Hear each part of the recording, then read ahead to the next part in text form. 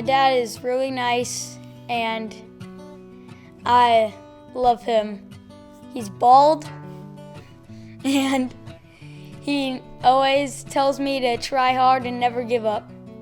My favorite thing to do with my dad is to play sports with him. We get to play board games and do the foosball table. He's great at planning stuff out, and he's really good at building stuff. A lot of stuff. He wants to get in our lives as much as we can, even when he's working. He makes a lot of dad jokes that are really bad. My dad really wasn't into cars a lot. My dad he liked cars, but he wasn't a very mechanical person.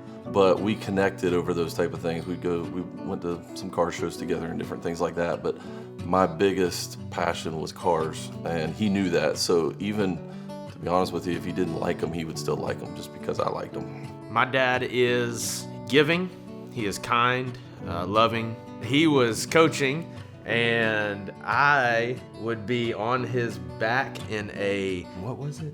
What was the thing on your back? I had the little pouch. Yeah, the little pouch for kids. And so I was always there, and I was always a part of that with him. And that is a very fond memory of mine. Being a dad is very eventful. It's always adventure, and you never know what you're going to get on a daily basis. But just this week, a soccer ball went through the window.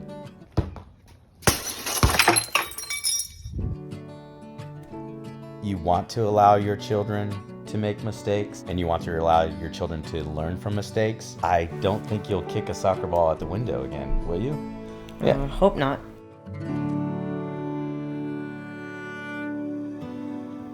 The day that Kaylin was being born, the emotions was, I finally have my own son. I was so thankful to actually have a child, because really didn't think I was going to have one.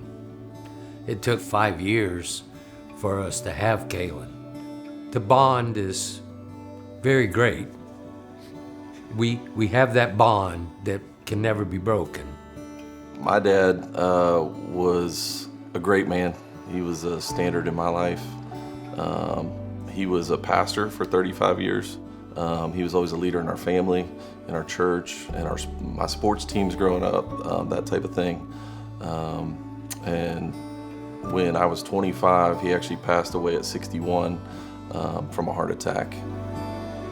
Whether it was his time or financially or anything like that, just praying with somebody or just stopping by just to talk, he was always a giver, and he always looked to bless somebody. I consider my dad a hero because he has truly showed me what unconditional love looks like. And it's also played right into my children and the fun times that we have together. It gives me the opportunity and the ability to just love like Jesus did and does. My dad always used to say to me, no matter what, he was always proud of me. And so that's what I try to tell my kids all the time, because I knew that my dad was always proud of me no matter what. And so I just want to make sure that my kids know that too, and that I pass that on to them, and that no matter what, I always love them and always be proud of them.